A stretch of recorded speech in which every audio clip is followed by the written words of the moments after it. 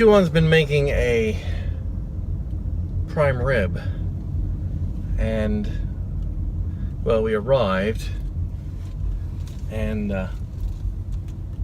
well, arrived isn't the right word. It arrived at doneness. How about that?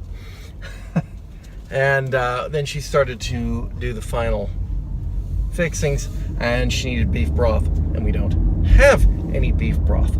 Haha! So I've come here across the street to Food City, which is the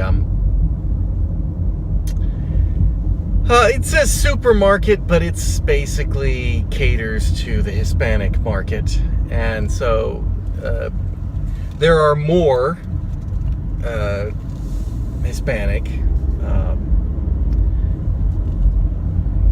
ranch markets, for starters, are much more like experiencing a supermarket in Mexico. But you know, this is definitely geared that way. From the music they play on the speakers to the choices of products that they keep in stock, and it's amazing how small their selection for a big store. The selection is remarkably small, and of course that pedestrian is going to be right where I need him to not be. Oh, I'm going to make it.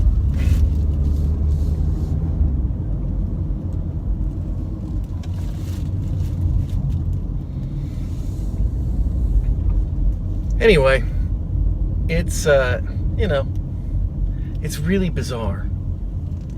But I like to go there every once in a while and just kind of practice for when we go to Ecuador. Because that's probably what shopping's going to be like. Only with lower prices.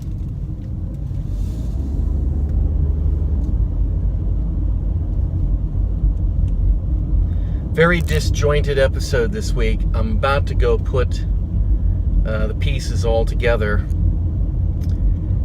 and see what's missing in the narrative for the week, because it's just a mess. And then I'll go record some back pieces or something to fill in. So apologies in advance for, oh boy, well, that's a little bit bright and sunny. Oh, thank you. Apologies in advance for a disjointed and non-cohesive episode of Tedium Unlimited. After last week's quite significant dearth of video footage, and it's not that there weren't a couple of things that happened, it's just that you know, didn't get around to thinking about shooting anything. And while I was putting together at the end of the week, I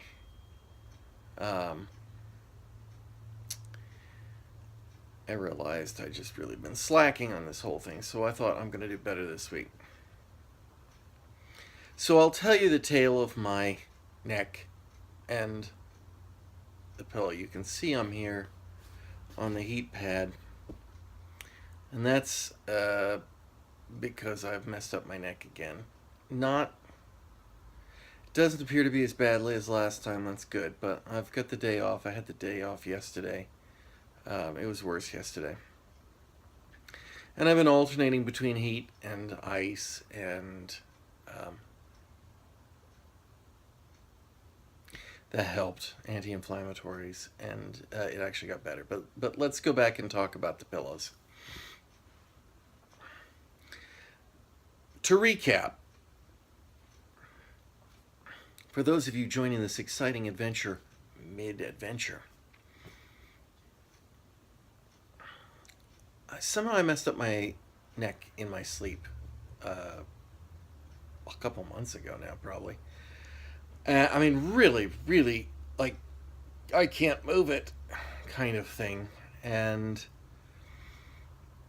got better through the day, and then I went back to sleep and it got worse again. And I realized that it's something I'm doing in my sleep, in my bed. And so and my bed doesn't really have any way to prop yourself up. So after the second night, I just couldn't get any sleep. because of the pain.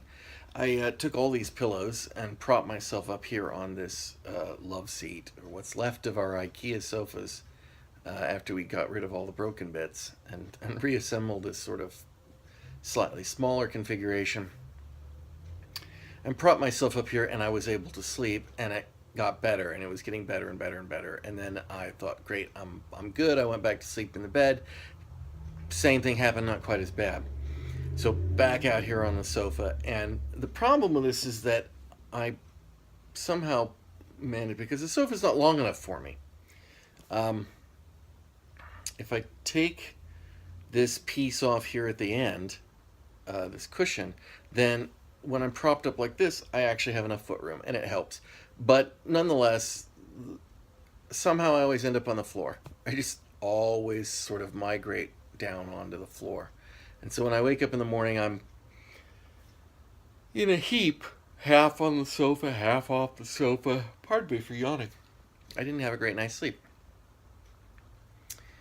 So I bought this pillow, which I guess I could show you, but it's basically got an indentation in the middle, and it's designed so that when you put your neck on it, it's kind of up like this, and your head's kind of back. It doesn't work for me lying flat on my back. If I lie flat on my back, which is what I need to do, how'd you like that fancy camper move? My shoulders go to sleep. My arms and shoulders go numb. Something about lying in that position just pinches something off, which is not good. So I tend to sleep on my sides, which is oh, that was a mistake.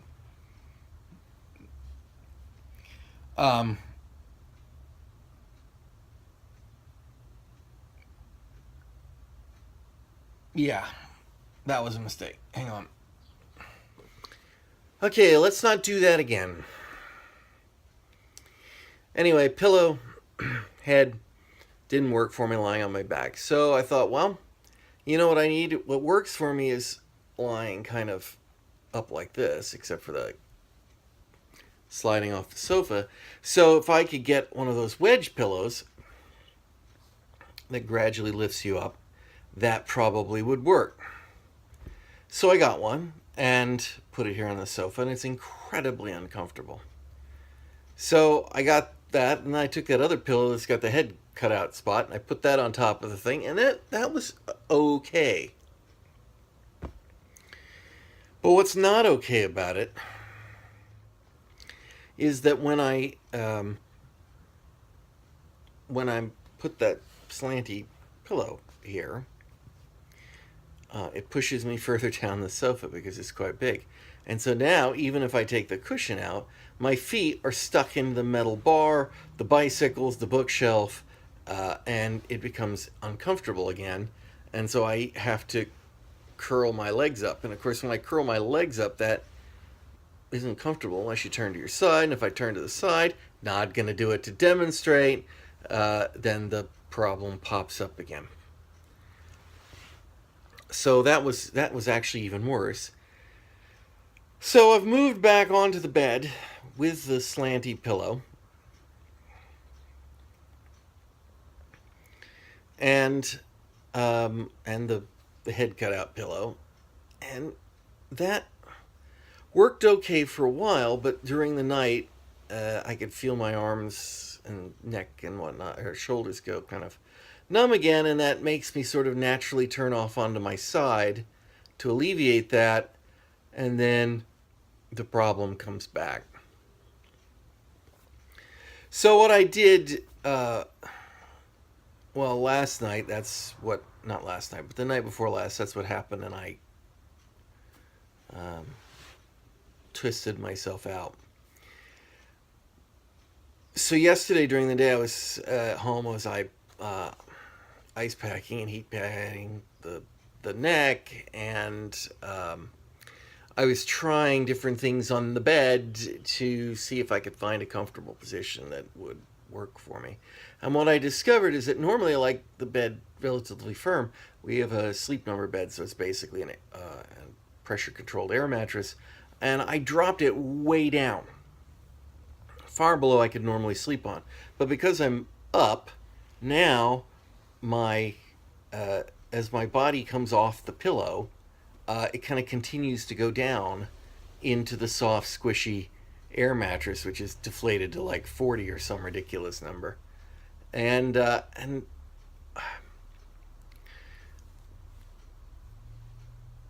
it made it better. Didn't make it perfect. So last night I was feeling better. I mean, the ice and the anti-inflammatory and the neck had pretty much freed up again by the time I went to bed. And I can tell that I went a lot longer during the night before it went bad on me again. So I think tonight I'm going to deflate the bed even more. And hopefully that will solve the problem. But that's all that's been happening so far this week. While I was recording that last bit, you may have heard some noises, and I can see lots of big construction equipment has pulled up in front of my house. Sometime last week, they had, I think last Wednesday, they had one of the side streets completely blocked off and closed to traffic while they were doing something with electric poles or street lights or something. Not sure what, but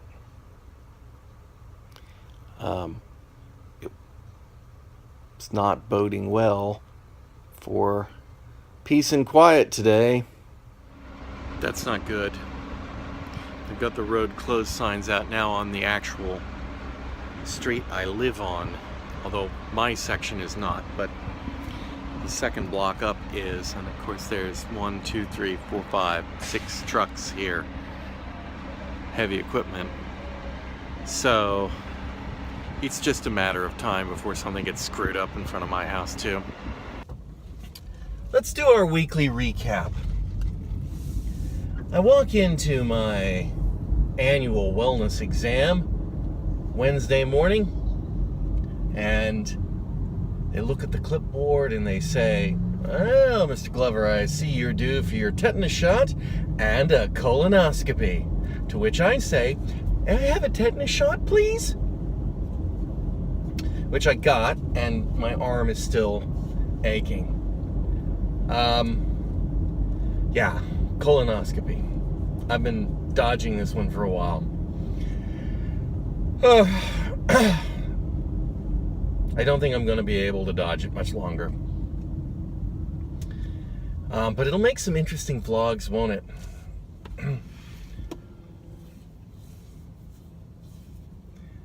Instead of me talking out of my ass.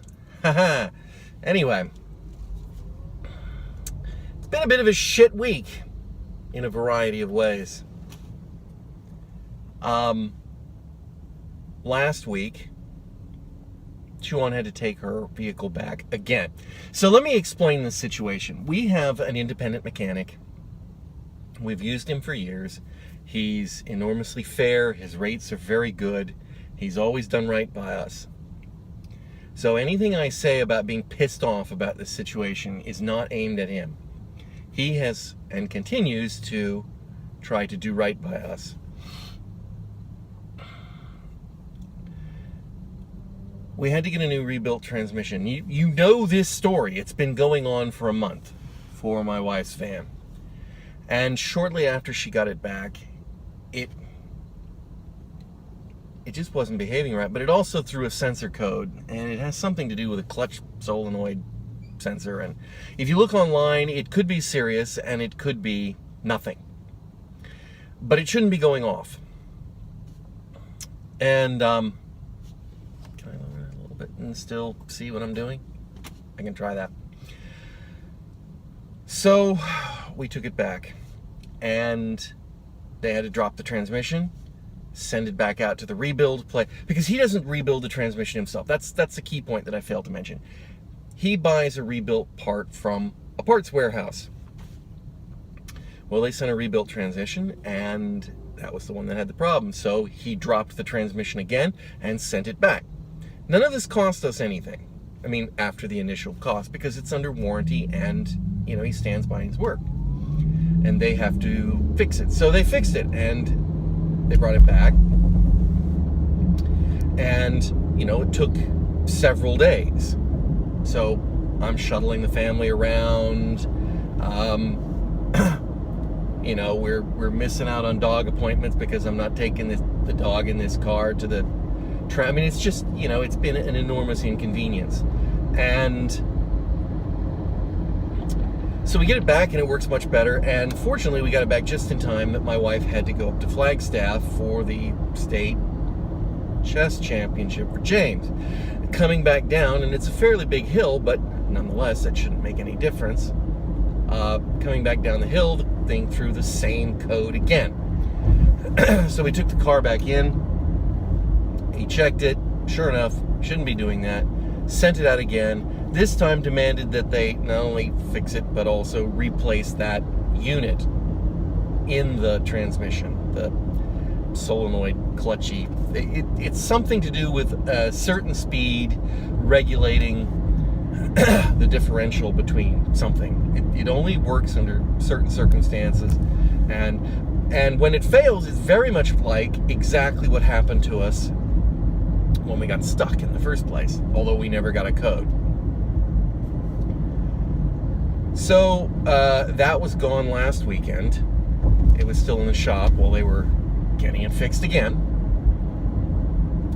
And Chuan and Michelle had this time when he's cooking things, so James and I dropped them off, and then we went over to an arcade that had a whole bunch of old, cool, proper pinball machines, which James had never actually played a real pinball machine in his life. So we did some pinball. He's not great at it, but it takes some practice. And, you know, yay team. And then we got the car back Wednesday, I think.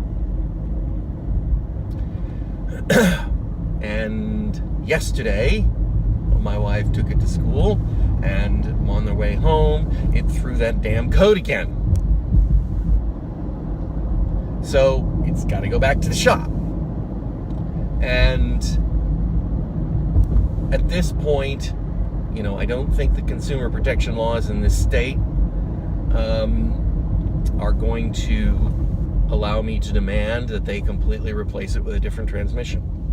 I don't think it doesn't work that way. Like for like, not. You know, they have to replace. We bought a rebuilt transmission. We get a rebuilt transmission. It's going to be iffy. And of course, I don't deal with the people rebuilding the transmission. I deal with Tony, the mechanic. And again, he has been doing everything he can to get this done. And I mean, you can't take a transmission out of a car now 3 times and going on 4, because that's what's going to happen.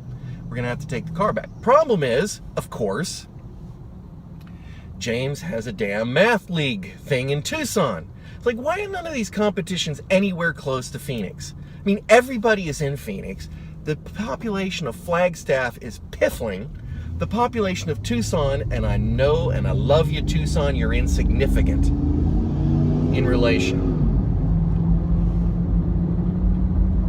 So it's just, you know, an effort to pander to these people. But, you know, Irene has been bouncing back and forth between these fucking satellite cities over and over for these damn competitions. And she's got to go again tonight because the competition starts at like 8 in the morning tomorrow, so they got to go tonight, spend the night in Tucson. Costs us money, costs everybody money, drive the car. We can't let her drive the van. She's going to have to take this one. And that pisses me off because I had things to do. And I don't like loaning my car out. It's just one of those things. I'm not a loan the car out kind of person. Even to my wife, to anybody. I'm just not. My dad was like that. He wouldn't, you know, let me drive his cars. You just designate one and go, that's the car, and you don't touch the others, even though. And I just feel that way. Obviously, we'll do it, but it's like, this is mine. Anyway. But that means I'm stuck with a car with a bad transmission for the weekend again. So effectively no car, except Michelle has her orientation for her ASU summer camp this weekend, so we have not much choice unless we take the light rail. But quite a ways, a long way across town this time, not just a couple stops. So, yeah. Hasn't been a terrific week. Well, this has been a bit of a grot of a day. Anyway, I mentioned this morning that Sean's car is out again, and or at least throwing enough of an error code that we're concerned because of transmissions are kind of important. So I am taking my car over to her school where I'm going to swap it for my car for her car, my car for her car. Our cars will be swapped, and then she will take James and go straight from school to Tucson for the Math League tournament. And I will take her dumpy car and go somewhere and hide for a while. And then after I do that, I'll go get Michelle, and then we'll go get some food, and then that's near her school, and then we'll go home and, I don't know, maybe we'll watch Aliens since Mom's gone. Anyway, in the meantime, as you know, probably, that I am a board member for both Camp Quest Arizona locally, where I'm the chairman of the board, and Camp Quest nationally, where I am the vice chairman of the board. And got word a little while ago that the chairman had resigned, and so apparently I'm chairman of the board, which I didn't want, but we've got things that have got to get done, and I don't see anyone else doing them. So, onward, and let's see if we can pull this out of the fire.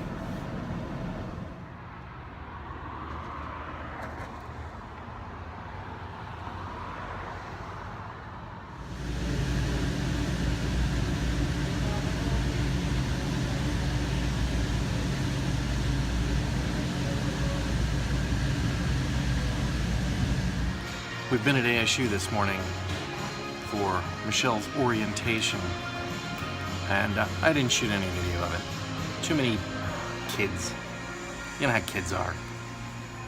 Now we're having pizza. Then we're having to light rail it back to home.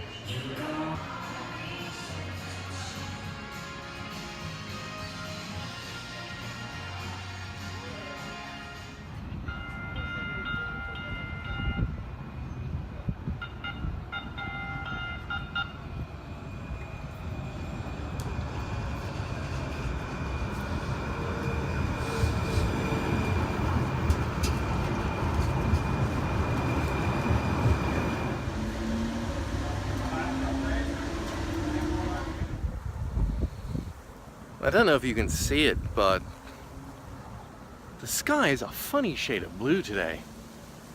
It must be crap in the air. It's very windy.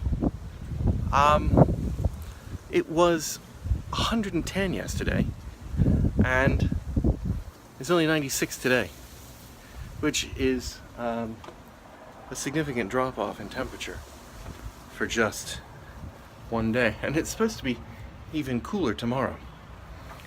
But frankly, it was plenty hot when we were out.